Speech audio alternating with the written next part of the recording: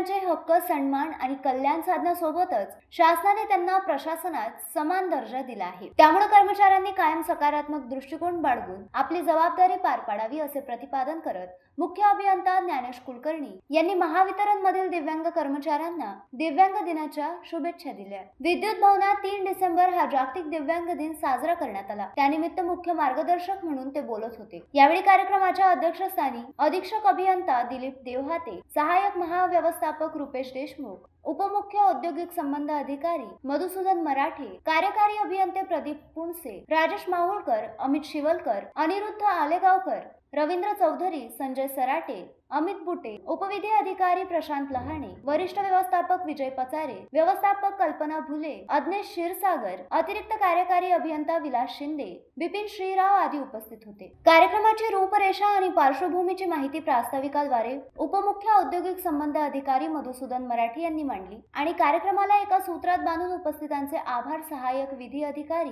आद्यश्री कांबे यांनी मानले। दिव्यांग दिनाच्या कार्यक्रमाला महावितरण अमरावती जिल्ह्यातील सर्व दिव्यांग कर्मचारी उपस्थित होते। Uttam Brahmanwade, the sting operation news, Amravati.